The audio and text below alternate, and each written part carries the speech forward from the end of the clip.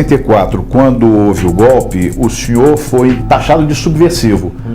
O senhor, naquela época, era um subversivo perigoso? Que tipo de atividade o senhor exercia naquela época? Primeiro vamos ver aqui. O senhor reconheceu os seus torturadores depois Não. que acabou a ditadura? Eu tinha um capuz amarrado no pescoço. O senhor seria capaz de perdoar seus torturadores? Não é um problema de fé. O senhor disse há alguns anos que o Congresso Nacional é um órgão subalterno ao governo federal. O senhor mantém o que disse hoje? O senhor considera um problema um salário de R$24 mil? Eu não disse isso. Mas votou a favor do aumento de 64% no próprio salário. O senhor defenderia hoje a volta da palmatória nas escolas?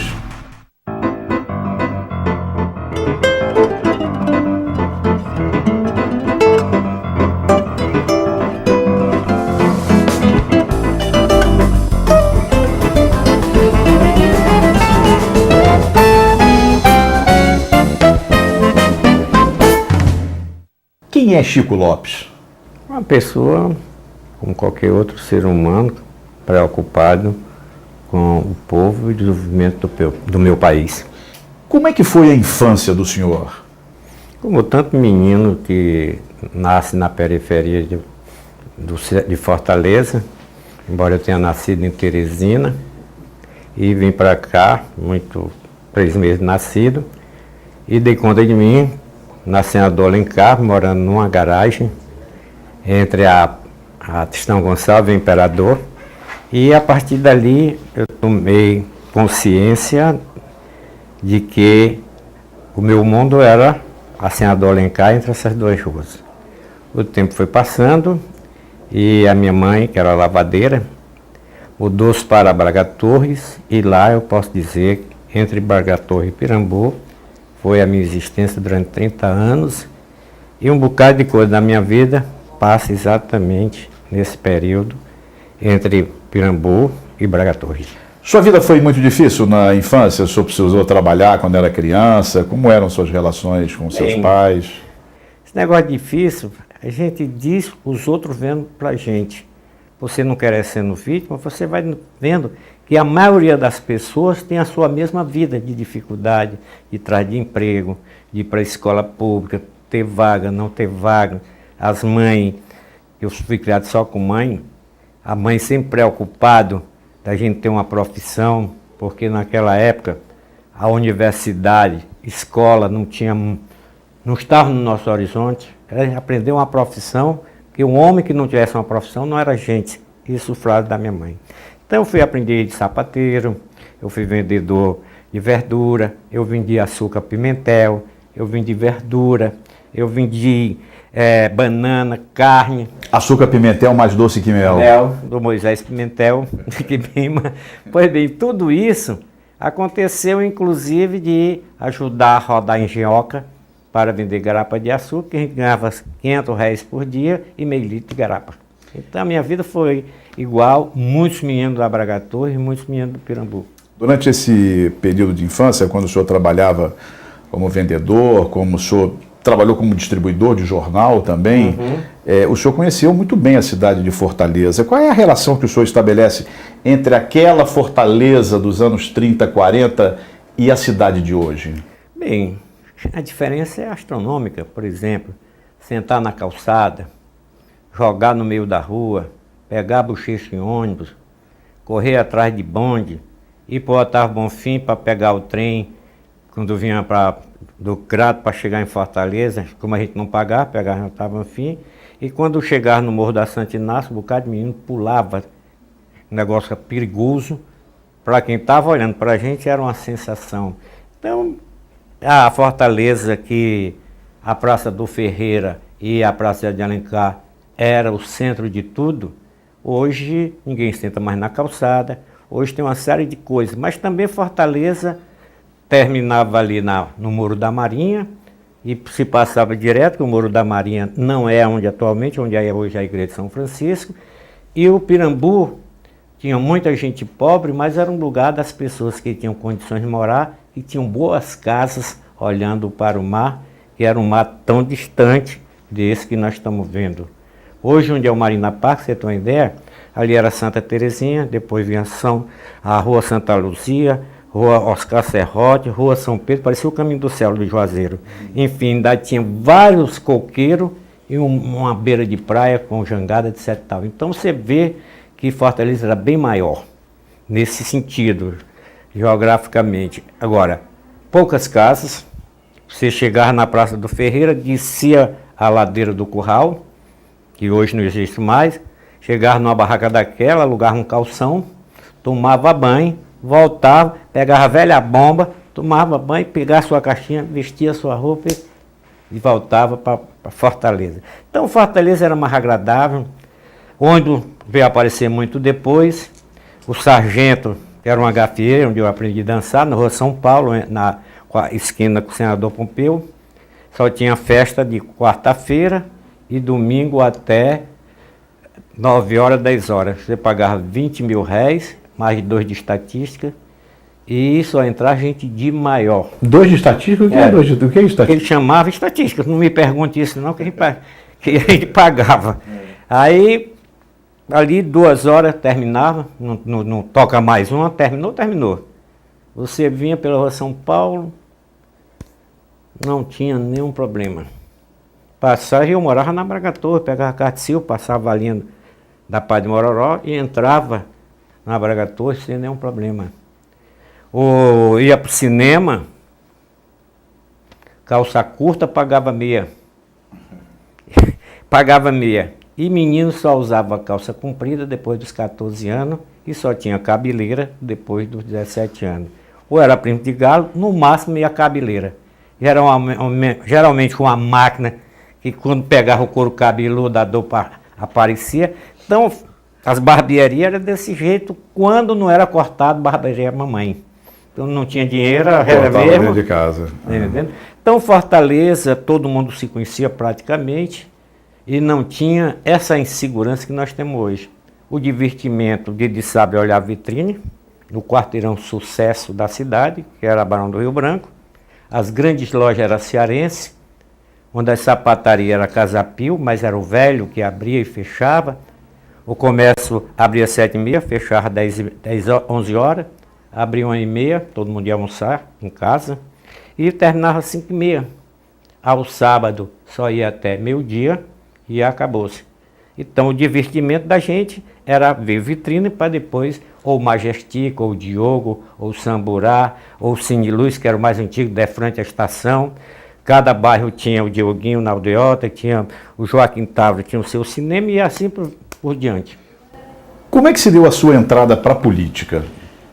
Bem, eu entrei na prefeitura e fui me envolvendo com a Associação dos Servidores Municipais. Isso eu entrei em 52, era exatamente 52. E quando eu entrei na prefeitura, eu vendi jornal. E posso lhe dizer que tinha mais jornais do que hoje e não tinha tantos eleitores como hoje e se vendia bem. Os comunistas tinham democrata, os católicos tinham 2, que era o Nordeste e a Fortaleza. E os grandes jornais de circulação eram o Povo, que saía meio-dia, e o diário, e o Correio do Ceará, que era o Diário Associado, saía à tarde, e o Unitário pela manhã. O socialista, pai do Jader, o Jader Carvalho, pai do Cid, tinha um jornal, era o Diário do Povo, e por aí ia. E a gente vendia todos esses jornais, os matutinos e os vespertinos. E lá na prefeitura, que funcionava todo no Palácio Iracema, vizinha à polícia, eu vi um bocado de gente sentada e vendendo meu jornal por lá, e perguntei lá para um cidadão, para que essa gente aí? Para pedir emprego. Eu perguntei, posso? Pode. Eu tinha 12 anos, me sentei lá e botei meu jornal aqui na perna, chegou minha vez, eu entrei, e o cara perguntou, o que o senhor quer? Eu digo, quero um emprego. O que você sabe fazer? Eu digo, tudo. Esse tudo aí a gente sabia que era para fazer mandado, e tal. E aí ele fez um cartão, e eu fui lá na Barão do Rio Branco, hoje, onde é aquele, perto do banco, o Beck, que hoje é do Bradesco, e da frente era uma faculdade de farmácia. E entreguei lá a moça e o diretor era o doutor Otacílio Colares. E ela disse, venha na próxima semana que estão falsificando a assinatura do prefeito Paulo Cabral. Agora, só que o neguinho aqui era analfabeto, mal ferrava o nome. E eu passei 8 dias fazendo promessa com São Francisco, que eu morava perto da igreja dos navegantes, e com todos os santos que eu podia, para que eu conseguisse esse emprego. Cheguei lá, a moça disse, não, está aí uma bicicleta, está aí 50 jornais, e era bem pertinho. Um era lá no Pedro Filomeno Gomes, que tinha imobiliária. A outra na Bote do Brasil, lá na Praia de Iracema. Outra é Enéas da Silva Morto, aqui na Cachorra Magra, que hoje é a Marechal. Então, esse é um negócio de louco. Mas Fortaleza não era tão grande assim. E eu comecei aí, era exatamente 17 de novembro de 1952, até me aposentar. Então, foi assim que eu entrei na prefeitura. Foi assim que eu comecei a fazer liderança no meio dos servidores.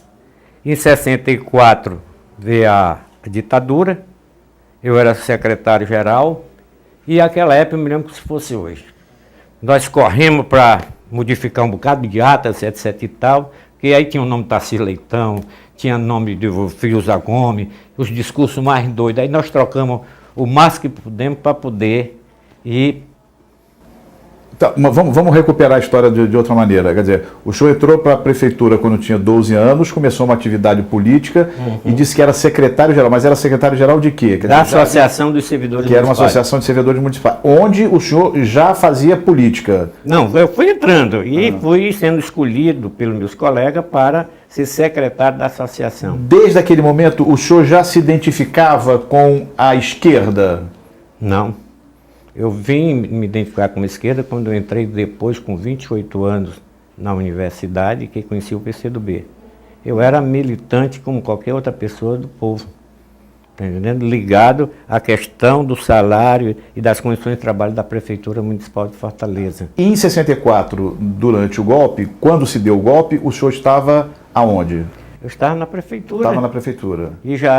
E na Prefeitura, eu entrei lá e tinha o Geraldo Xavier, começou a dizer, vai estudar, vai estudar, vai estudar, vai estudar. Encheu tanto o saco que eu fui no Senac, que era ali de frente ao Colégio Cearense, que hoje é um edifício, mas o Senac era ali, e fiz uma prova de seleção. E fiquei no CPP, que seria o terceiro ano primário. Passei estudando lá 7 anos e saí auxiliar de escritório. E aí eu já tinha mais uma compreensão que eu fui escolhido representante para o conselho. Tem toda se intercalando uma coisa. E a partir daí eu comecei a me interessar mais pela questão, mas sem pensar em outra coisa, que a esquerda e a direita sempre, para a gente não tinha importância nenhuma. Mas em 64, quando houve o golpe, o senhor foi indiciado numa comissão de inquérito, taxado de subversivo. O senhor naquela época era um subversivo perigoso? Que tipo de atividade o senhor exercia naquela época? Primeiro vamos ver aqui.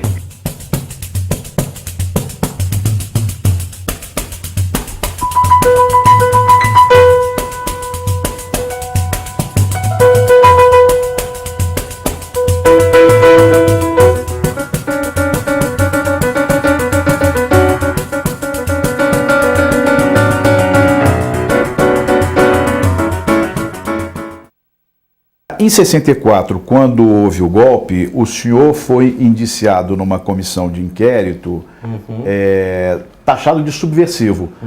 O senhor naquela época era um subversivo perigoso? Que tipo de atividade o senhor exercia naquela época? Primeiro vamos ver aqui. Se você me perguntar na época que era subversivo, eu não tinha a menor ideia. Eu sabia que eu era militante e que queria que a gente ganhasse mais. Mas lá tinha o Tarcísio, o Leitão, tinha o Manuel Guiar de Arruda, tinha o Chimene e vários militantes, como o pessoal do PCB, que depois eu vim saber que era do PCB. Então, por isso eu fui indiciado, eu e mais um bocado de pessoas que militavam naquela época. Eu me lembro bem, o Luiz já foi para outro mundo, que foi indiciado, o Luiz de Oliveira Freitas, o próprio Chimene, o Fiuza Gomes, que é deputado, etc. tal, foram indiciados. Blanchard Girão também dava a sua contribuição. Então, todos os militantes eram muito ligados aos sindicatos, inclusive tinha uma central que congregava tudo isso, que a sua sede principal era na Senador Alencar, na 24 de maio, naquele prédio bonito que tem ali na esquina de São de Alencar. Então, ali se congregava e eu estava nesse meio. Estava nesse meio e não me arrependo de nada que foi feito. E eu passei 4 horas sendo interrogado na Cidade da Criança, onde a comissão de inquérito para os funcionários municipais foi instalada lá, pelo... hoje foi presidente da OAB aqui, da presidente nacional, eu me lembro o nome dele daqui um pedaço, foi que era funcionário da prefeitura, advogado da prefeitura, foi o responsável pelo inquérito. E foi indiciado, mas não condenado. O senhor foi indiciado, não foi nem condenado, nem chegou a ser preso nessa época? Não. O senhor foi preso alguns anos depois, em 1973, pela primeira vez? Mais ou menos aí. Em 73. Em que circunstância o senhor foi preso nessa época? O que aconteceu entre 1964 e 73 que acabou levando para a prisão? Bem, em 64 parou o sindicalismo, né? Aqueles que eram de organização foram para a clandestinidade, pessoal de pessoa, mas como eu não era ligado a organização nenhuma, não tinha nenhuma ligação com partidos, eu fiquei olhando e comecei a estudar. Foi o tempo que eu terminei auxiliar de escritório e fui para a Fênix. E havia uma ditadura muito forte e o movimento estudantil. Aí eu me tornei vice-presidente do Grêmio da Fênix Caxeiral. E um belo dia eu estou lá sentado e Arlindo, que depois eu vim conhecer que era do João Ponte, disse: olha, nós vamos ter que tomar o SESC, Centro de Estudantes Cearense, depois que transformou em Centro dos Estudantes Secundários do Ceará, e lá tem vaga, mas eles são todos ditadores e é preciso que a gente faça alguma coisa para derrubar. E nesse sentido, me indicaram para ser dessa diretoria para preencher cargo. E eu fiquei como segundo vice-presidente para assuntos internacionais dos estudantes no Ceará. E aí eu comecei a fazer militância de estudante. Estava fora da militância de servidor público e entro aí, como Pilatos entra no credo, e vou, como eu tinha uma angústia que eu sabia que aquele negócio da ditadura militar não estava sendo certo. Entendendo? Mas eu não tinha nenhuma compreensão política, mas eu tinha uma compreensão política que tinha que se fazer alguma coisa. Eu não podia ficar sem fazer nada. E fui. Conheci o Mourão, que hoje é esse grande médico, psiquiatra e que escreve muito bem. E nós conseguimos fazer uma chapa para concorrer com o pessoal do SESC, que a gente chama ditadores, interventores, que nesse caso eu já fui taxado como interventor, porque preenchi a vaga pelo nome de presidente de Grêmio, do João Ponte, do Liceu, etc e tal. E eles me botaram lá no fogo para você ver que eu não tinha tanta compreensão. Eu aceitei, eu queria estar fazendo alguma coisa, como realmente nós conseguimos. E aí, que tem um fato interessante. Eu fui convidado para ser candidato a presidente pelos colégios católicos, uma boa parte, ou pelo menos era articulado. E o Arlindo, eu não sabia que ele era ligado a algumas organizações já revolucionárias, etc e tal, conhecido como trotskista, não sei o quê, papá. E lá vai nós. E quando, meia-noite, na coluna da hora, eu sou chamado por um grupo, disse: olha, o pessoal da direita, não sei o quê, para mim, direita e esquerda, não tinha muita opção. Mas a conversa com lá me agradou muito mais do que essa daqui. E o DAIA, onde hoje é o Ministério Público, foi feito lá e o Vigílio era o governador. E me lembrei que numa comissão, que vinha o pessoal do interior para esse congresso, que era estadual, a entidade, o Vigílio disse: olha, hospedagem eu dou. A gente foi pedir ajuda, viu? Hospedagem eu dou, mas é lá no Hotel do Paraibano, um hotel conhecido na Senador Pompeu. E a gente queria saber se estava. E já começou a briga, quem mais trazia delegado para as suas. E o resto é que eu não fui candidato, mas apoiei a chapa vencedora e o Mourão deve ter sido candidato pelos colégios católicos, que eu acho que o Mourão teve um papel muito importante nesse momento, porque ajudou o movimento estudantil a tomar outro rumo. Mas como é que se deu a sua prisão em 73?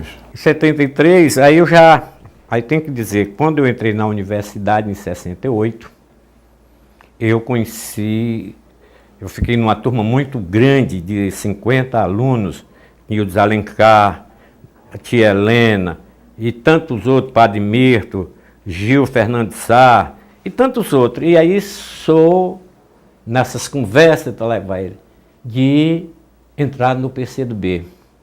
Um amigo meu, hoje meu compadre, me abordou para entrar no PCdoB e me explicou o que era e tal. Eu já tinha visto prisões, etc e tal, e as pessoas terroristas, aquela confusão toda, e aceitei, me deu um documento mimeografado a álcool, li com muito medo lá em casa, que escondido para ninguém, que minha ex-mulher não descobrir, e entrei em 68. E entrei na base universitária, mas eu já tinha 28 anos, eu disse, eu não quero fazer movimento estudantil, não. E aí eu fui trabalhar no projeto de Dom Fragoso, em Matriz de São Gonçalo dos Cocos, lá na Zipoeira. Mas eu fiquei sendo assistido pelo pessoal ainda do comitê universitário. E o Paulo, que ia fazer medicina, era o meu assistente. E eu fui preso na escola Justino de Serpa. Eu era professor, marcamos um ponto ali atrás, e quando menos esperam, 2 metralhadoras, um do lado, outro do outro, e 2 metralhadoras do companheiro. E ali nós fomos levados direto para a polícia, aonde hoje é o Departamento de Cultura da Prefeitura, mas ali atrás da Prefeitura, do gabinete do prefeito. E lá nós passamos uma semana. Aí eu fui solto, voltei para a Prefeitura, me apresentei, eles deram a declaração que eu estava preso, e aí começou a perseguição. Não deu um mês, eu estava dentro da Prefeitura, chegou um cidadão dizendo que era oficial do Exército. Primeiro perguntou quem era Francisco Lopes. Eu digo, pronto, sou eu. Você está preso, tudo bem. E me levaram lá para o auto social e aí lá já começaram a torturar. O corredor polonês ia passando, era tapa de um outro, passando, tal. E aí botaram numa cela isolada, não sei com quantas portas. Isso em que prédio isso? Da ordem social. Da ordem social, do DOPS. Quando foi à noite, chegou um carro da Polícia Federal, uma veraneia, amarraram, botaram um saco na minha cabeça, botaram no chão do carro e os 2 caras com o pé em cima, batendo, frescando, etc e tal, e me levaram para o GO, que é hoje ali, tem outro nome, mas o GO era atrás do 23BC, não tinha aquela pista, e lá eu passei 30 dias. Foi um dia às 5 horas da manhã me levaram aí para essa casa, que a gente acha que é aquela de Maranguape, não tenho muita certeza, e voltamos à noite. Só os cacos. Para ficar bem claro, do GO, do grupamento militar, o senhor foi levado para uma outra casa que o senhor não sabe precisar não exatamente onde era essa casa, que o senhor supõe que seja em Maranguape. Mas não tenho muita segurança. Inclusive o povo fez uma boa reportagem nesse sentido, eu fui mais o Benedito, mas nós preferimos, na dúvida, não afirmar que era. Então nós voltamos à noite e aí eu passei mais 30 dias incomunicável. Aí fui levado para a Polícia Federal, o Laudelino botou 10 sindicalistas, eu estava no grupo de sindicalistas. 10 sindicalistas, e ele disse, esse vai, não era... A escolha é a seguinte, esse vai, esse não vai, esse vai, esse não vai, tá aqui o sabonete e a toalha, e eu ali, né? Ele olhou assim, o senhor não vai. Aí voltei para o xadrez, embaixo, passei mais alguns dias, e sem ver para quê, me liberaram. Aí eu fui indiciado e passei quase 3 anos indo para as audiências. E você naquele momento sabia o que significava você vai, para onde você vai? Como? As pessoas que eram selecionadas... Não, sim, para ir para... O que vai e não vai era para ir para o Paulo Sarajato, porque já estava... Eles iam levar, por exemplo, nós ficamos presos lá, na delegacia da Polícia Federal. Quando nós subimos no gabinete dele, botou em fila e disse, você vai para o Paulo Sarajato. Você vai. E foi logo, aí esse cara já... Aí eu tenho deles que passou 7 anos, passou 6 meses, no mínimo era 7 meses. Eu voltei para o xadrez. Qual era a pensão? Eu digo, certamente eles descobriram mais alguma coisa, vai para a sala de tortura até eles ter certeza Mas, sem mais nem menos, 2 dias depois me soltaram e eu me apresentei na prefeitura. Agora, tem um fato interessante. Quando eu cheguei na prefeitura que me apresentei, a maioria das pessoas não queria falar comigo. E eu fiquei muito chateado naquele isolamento. Depois eu entendi que as pessoas tinham medo de ser preso por conta da gente estar conversando. Então foi assim. Aí me transferiram, que é um fato que me chamou a atenção. Se eu trabalhar na contabilidade, era responsável pela carteira de consignação. Me transferiram para um novo órgão que eles criaram, que era a auditoria. E eu digo, como é que me leva para a auditoria se eu fui solto agora? A auditoria sabe todo o segredo interno da prefeitura. E aí eu fui para lá. E fui trabalhar. Auditava as autarquias da prefeitura, as secretarias e tal. E um belo dia, peço para não citar o nome do professor, que foi convidado pelo secretário para ser o auditor-chefe, ele chamou de uma funcionária para o nome de Marlene e diga ao Chico Lopes que ele não pode mais assinar relatório. Ela me disse, fiquei calado. Aí eu cheguei lá, meio-dia, abri a porta, fechei, perguntei, por que eu não posso assinar relatório? Porque algumas vezes me chamaram na gabinete de secretária, já sabia que ia de bolo. Já ia com medo, não vou mentir. Aí, de que é isso? É a ordem da sua cabeça, do secretário ou da ditadura? Ele ficou muito branco, porque ele viu que eu fechei a porta mesmo. Eu fui para decidir. Se não, o senhor não pode ficar atrás, porque eu sou registrado no Conselho Regional de Contabilidade. Tem número, pago anual a minha anuidade. E por quê? Sou da prefeitura há mais de 20 anos naquela época. Por quê? Agora, se o senhor acha que eu não vou assinar, também não me conta mais com negócio de relatório nem coisa nenhuma. Tudo bem. Bem, não disse isso para ninguém, estou tirando os fatos agora. Aí eu cheguei, me sentei com uma semana, a dona Marlene chegou e disse, não, disse que o senhor podia continuar normal. Então são fatos assim, que isso fica marcado. Porque tem uns caras mais reais do que o rei, em toda revolução, que não foi revolução, essa ditadura militar, tinha um cara que era muito mais real do que o rei. E queria criar dificuldade até para uma execução profissional, como fosse que ele tivesse esse poder. É evidente que o senhor, tendo passado por um período de tortura, o senhor ficou com algumas sequelas. Qual foi o grau de comprometimento que teve na sua personalidade o fato do senhor ter passado por tortura?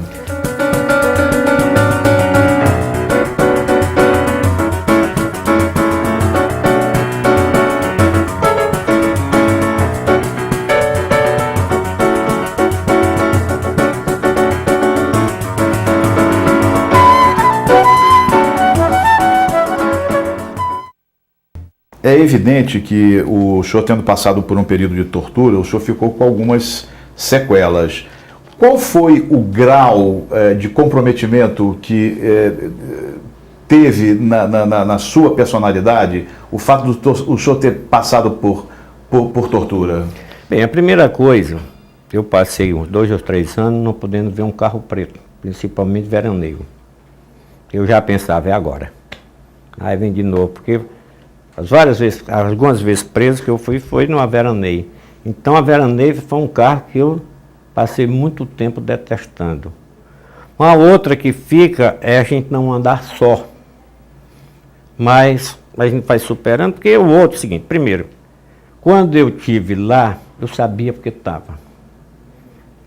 Não tinha essa história de ser vítima, como eu nunca chegou lá para dizer assim, você está sendo vítima, você está sendo... Nós vimos a sua vida de uma pessoa pobre que lutou para chegar onde chegou e evidentemente que eu não tive coragem de falar na lata dele, mas fiquei calado.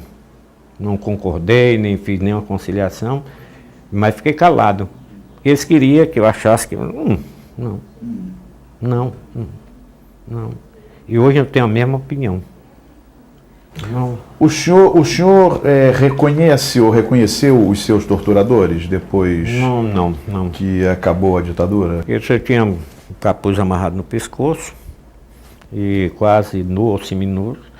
O general Torres de Mello, que foi seu colega na Câmara de Vereadores, nos disse numa entrevista que não acredita que o senhor tenha sido torturado e que desconhecia que houvesse tortura durante o período da ditadura. O senhor acredita que alguns oficiais não tomaram conhecimento de que havia tortura na época da ditadura? Não acredito nisso não. Todo o respeito que eu tenho ao general, é uma pessoa de bem, ele pode não ter feito, mas não saber que ele era da cúpula, ele foi do secretário no estado mais importante da federação, que foi São Paulo. Ele pode não ter participado, pode até não concordar, que muitos não concordavam, entendendo? Mas não tomar conhecimento, todo mundo tomava conhecimento, sabia quem era, mas todo mundo fora sabia que tinha tortura. Há uma pessoa que eu digo, que está nos governos atualmente, um senhor chamado Dr. Armando, esse sim. Não só eu, como vários que tiveram do PCdoB e de outras organizações que militavam nessa área, sim. O senhor se refere ao doutor Armando, que hoje é corregedor da polícia, da Secretaria de Segurança. Pois é. Esse não adianta dizer que não é. Agora, eu vou fazer cavalo de batalha? Não. Agora, eu tenho consciência que eu fui preso, foi ele que me interrogou, foi ele que me fez várias perguntas.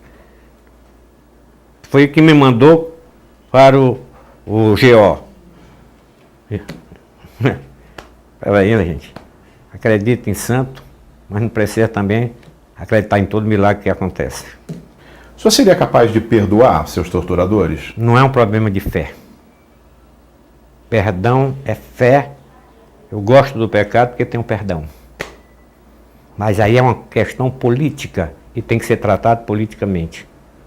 Não é uma questão. A anistia, que é pela metade no Brasil, mesmo sendo pela metade, era uma conquista.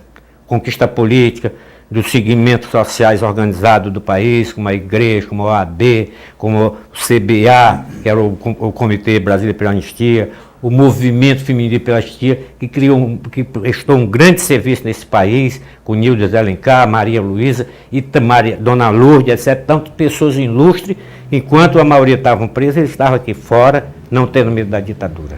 Então não é negócio de perdoar ou não, não tem. Tem que ser julgado, porque torturador não é político.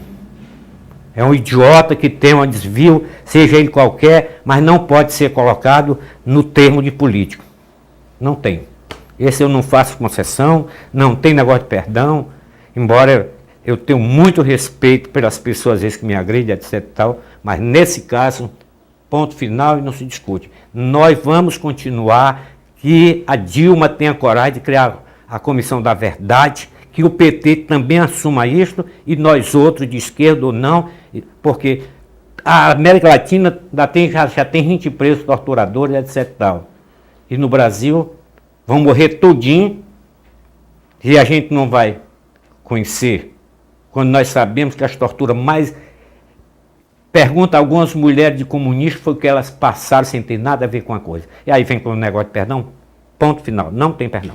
Mas o senhor, quando se refere a essa questão da anistia, o senhor já defendeu um pacto de pacificação em torno dos fatos que aconteceram durante a ditadura. Por que o senhor acha, então, que há necessidade de se criar uma comissão da verdade para reabrir essas mesmas feridas? Meu neto vai ter direito de saber o que foi que aconteceu com o seu avô. A história tem o direito, pesquisadores, historiadores e a sociedade como todo tem direito de saber o que aconteceu, até para se lutar para não acontecer. Porque nós tivemos a revolução, nós tivemos o golpe de 30, que Filinto Miller foi o vilão da história e tantos outros. Veio até 74. Então, nós não queremos que isso aconteça, nós queremos lutar por democracia, que as divergências e convergências seja disputado no campo das ideias, do voto, etc. Tal, e não na tortura, na calada das noites, com muitas pessoas que foram envolvidas nessa tortura, que não tinham nada a ver, não eram comunistas, não, mas eram lutadores, eram democratas que não aceitavam aquele tipo de situação. Qual é a avaliação que o senhor faz do papel que as elites cearenses têm cumprido nesse processo histórico da nossa sociedade? Bem, a questão das elites cearenses não está fora do contexto das elites deste país. Que muito tempo foi manipulado, não, aceitou as questões internas, principalmente dos americanos, que essas ditaduras da América Latina, tudo tem uma origem lá na política americana. Agora, o papel das elites, elas também não são tão assim idiotas como se pensa. Quando ela viu que a ditadura não tinha mais como sobreviver, foi criando os movimentos de lá e fazendo um relacionamento com os movimentos de cá para se livrar de uma coisa maior que eles também queriam se livrar, que era do regime militar. É tanto que todos nós se juntamos para lá. Depois veio daí a criação de partido com mais diferente programa político e ideológico. Por quê? Porque naquele momento o inimigo maior do nosso povo era o regime militar. Hoje nós não temos esse inimigo. Então cada um vai procurando. E as elites estão aí com o poder de Estado. Porque às vezes a gente ganha o governo, mas não ganhou o poder. Nós ganhamos o governo. E aí ela tem uma série de mecanismos, até o judiciário, às vezes não, estão a serviço das elites. Mas o senhor não acha que a esquerda brasileira, parte da esquerda brasileira, quando assumiu o poder recentemente, não fez o caminho inverso, aderiu às elites? Não poderia ser diferente, porque quando você vai ser presidente da República, você não vai ser presidente só do trabalhador, ou só da classe média, você vai ser presidente do país. Agora, o que nós temos que ter uma política de distribuição de renda, de desenvolvimento e, acima de tudo, com soberania nacional. Deputado, quando o PCdoB entrou para a base do atual governo, veio com aquele discurso de que só iria aprovar os projetos do governo se fossem do interesse do povo. Agora, o PCdoB acaba de apoiar as privatizações dos aeroportos brasileiros, exatamente como o PSDB de Fernando Henrique fez e que foi tão criticado pelos senhores. Nesse caso, o que mudou? Mudou o povo ou mudou o PCdoB? Acho que a mudança se dá constante, que é dialética as mudanças agora. Quanto à questão do PCdoB ter apoiado as privatizações, me parece que não. Primeiro, o próprio jornal O Povo deu uma declaração minha dizendo que eu sou contra as privatizações. E o Inácio também, em Brasília, também se colocou contra as privatizações. E por que nós nos colocamos? Não é problema de ser contra o PT ou a favor do PT.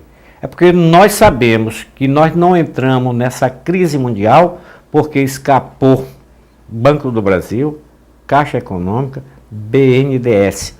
Hoje no mundo, os 7 maiores empresas do mundo são estatais. E nós temos uma delas que é a Petrobras.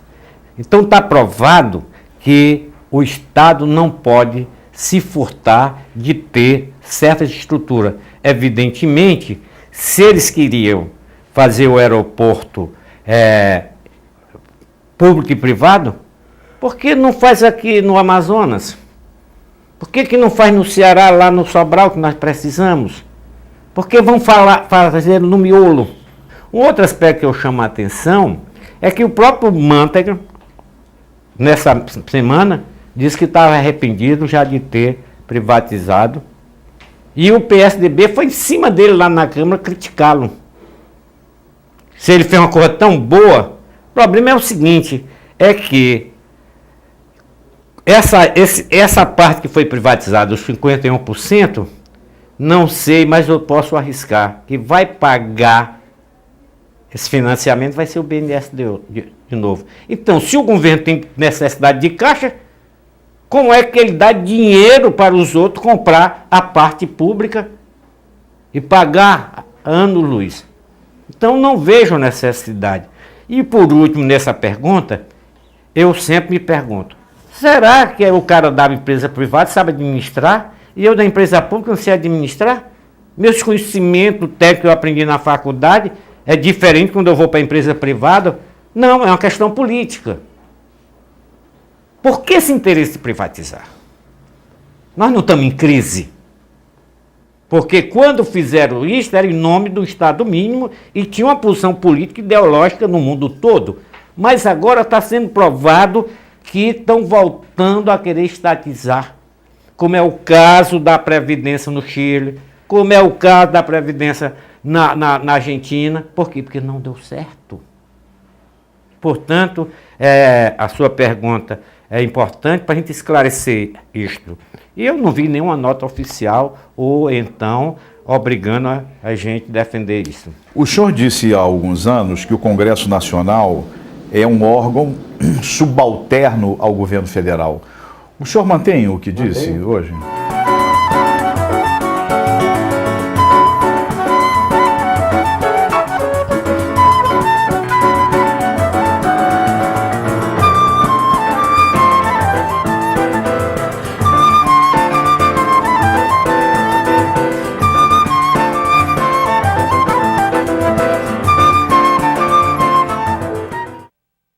O senhor disse há alguns anos que o Congresso Nacional é um órgão subalterno ao governo federal. O senhor mantém o que disse hoje?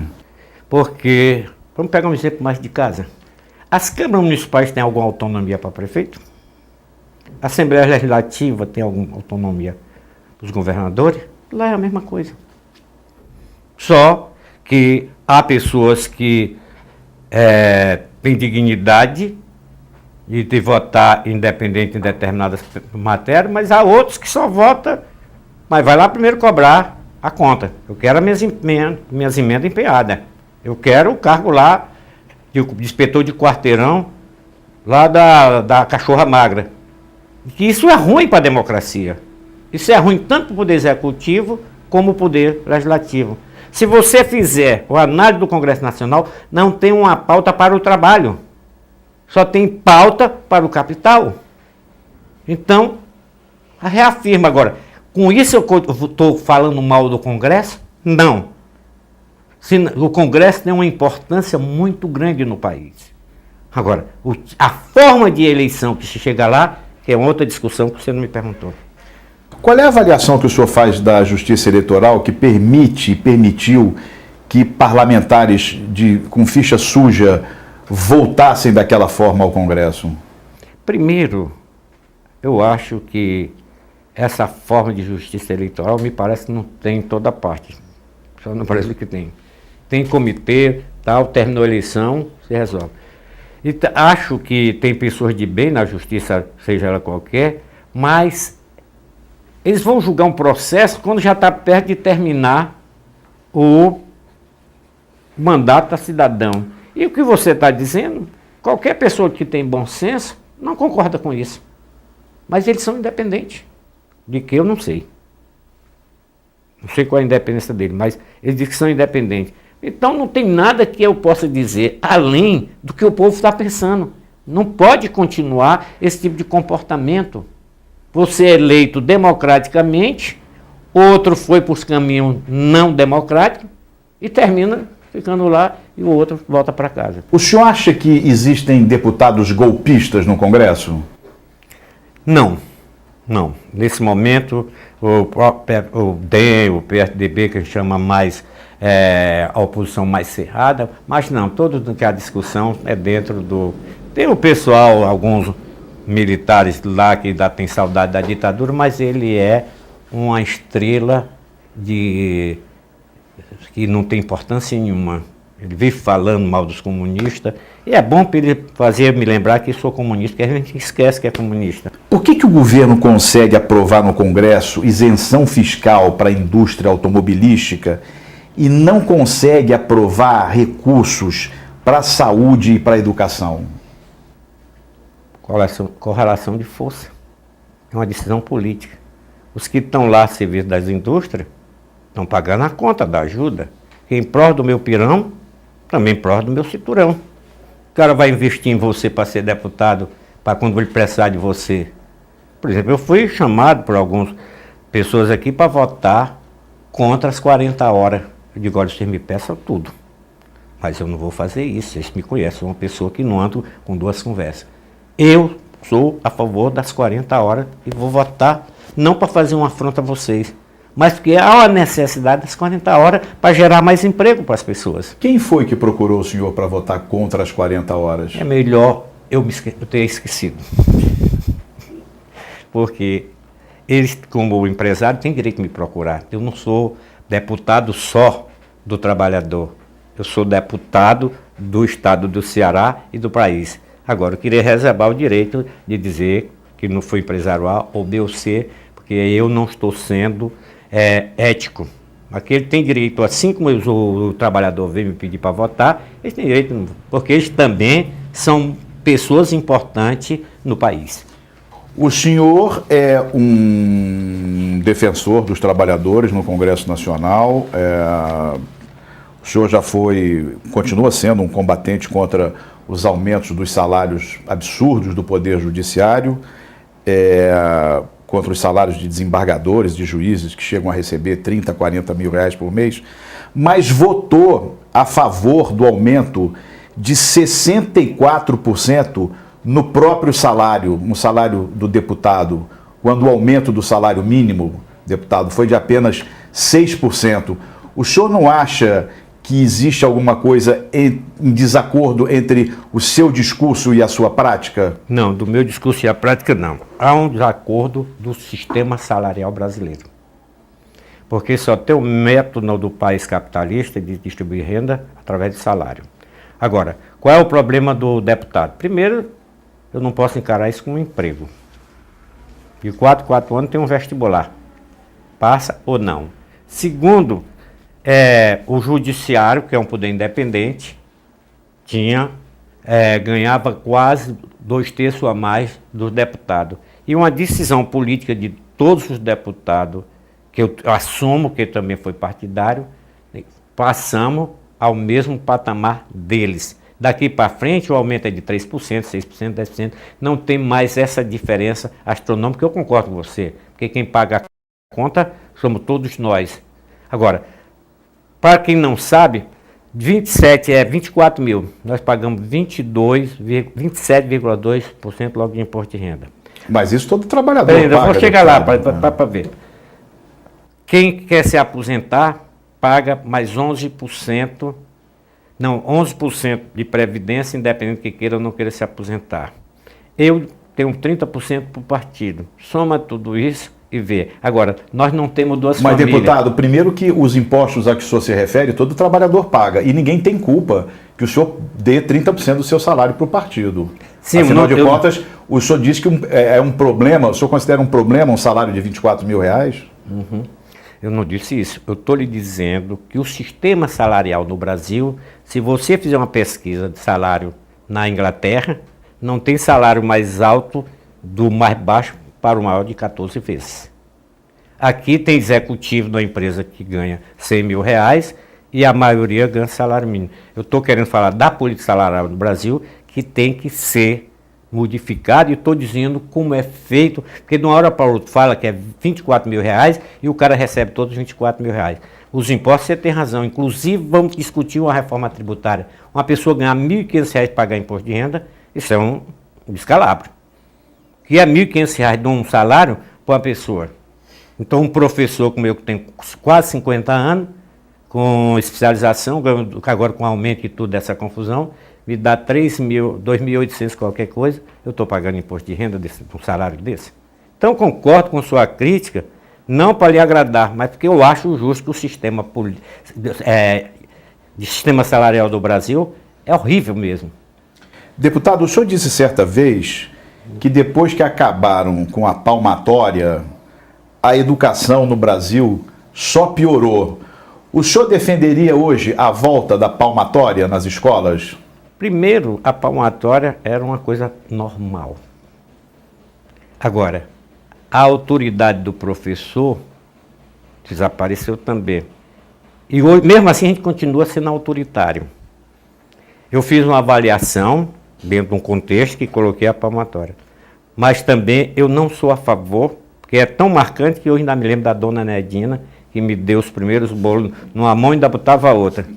Me lembro da sabatina, que botava todo mundo 4x4, se você repetisse 4x4, levava bolo, tinha que dizer 4x4, 16.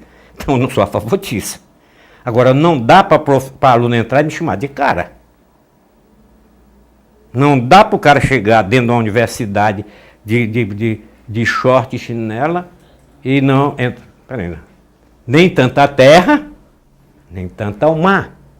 Tem que ter um equilíbrio, porque o colégio privado, todo mundo chega com sua fardinha direitinha, etc. Tal. Por que no colégio público tem que fazer isso? Por que hoje o professor tem medo de aluno? Eu nunca tive. Nem que aluno que tentasse querer saber mais do que a gente. Isso nunca aconteceu, o aluno sabe mais do que a gente. Botava perguntinha de bolsa. Então, o sistema educacional brasileiro avançou, mais gente avançou. Mas tem certas coisas que, onde não tem disciplina e hierarquia, que não é autoritarismo, disciplina é uma norma de conduta. Entendendo? Respeitar os outros faz parte da formação, pelo menos na minha geração. Sempre tratei os outros, senhor, senhora, dá licença. Eu subi no ônibus, eu me levanto para dar uma pessoa com um estado interessante e tal. Então, assim, não me arrependo disso, pelo contrário, eu me lembro da minha mãe, que eu não fui criado com pai, só com mãe, e ela sempre analfabeta.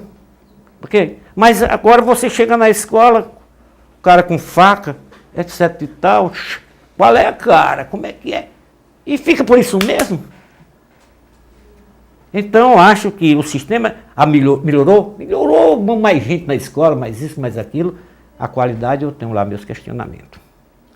Deputado, na sua estreia como deputado federal, o senhor subiu à tribuna, fez um discurso e depois se dirigiu ao presidente da Câmara, o deputado Inocêncio Oliveira, e cochichou alguma coisa no ouvido dele. O que o senhor disse em segredo para o presidente da Câmara naquela ocasião? Não é segredo, tu tá querendo. O problema é o seguinte, na Câmara tem um negócio do pessoal 5 estrelas.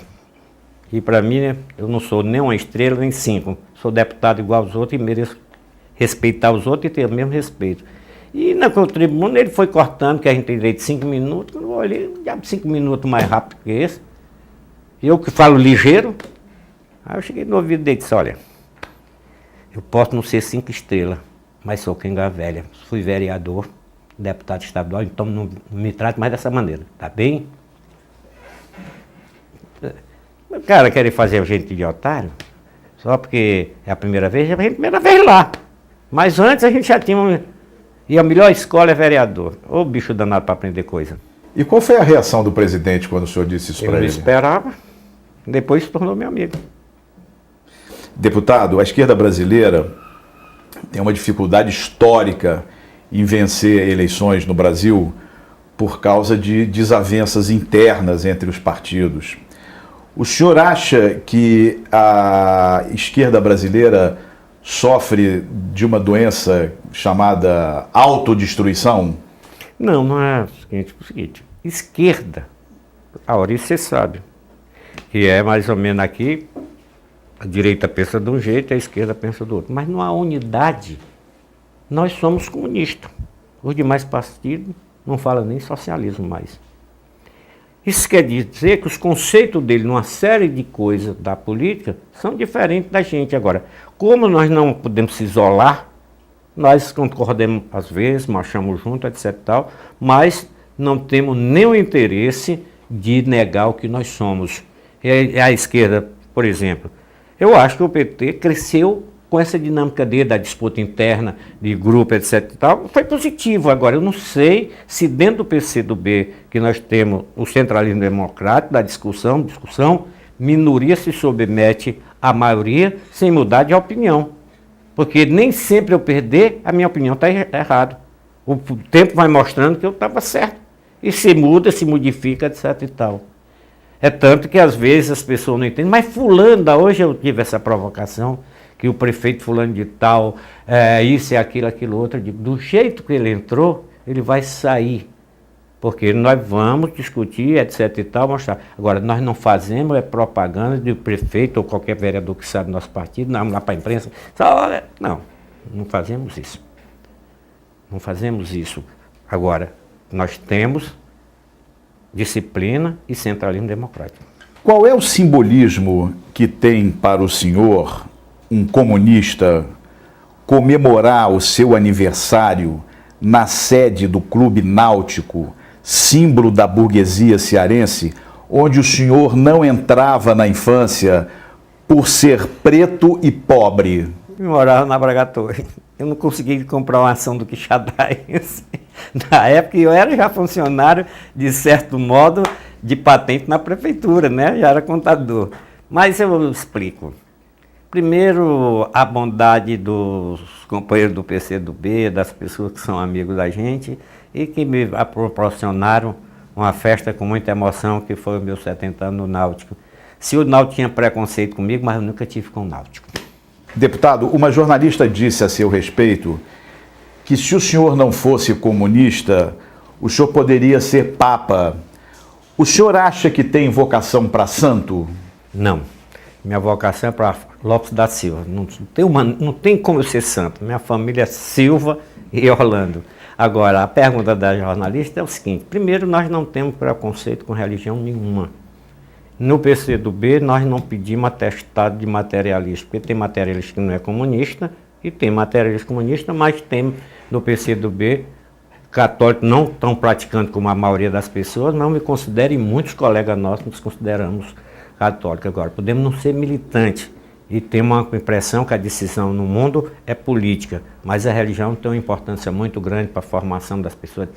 Portanto, e Papa? Para me chegar Papa, primeiro tinha que ser pelo menos padre. A não ser que no começo os reis se tornavam Papa, como o pai da Lucrécia Borgia, etc. Tal, mas hoje não, você tem que seguir de coroinha, chegar padre e assim chegar. Eu acho que não dá mais tempo na minha idade para chegar lá não, viu? Deputado, muito obrigado. Eu que agradeço essa oportunidade, o filho da dona Chiquinha. Chegar a esse patamar, isso é importante.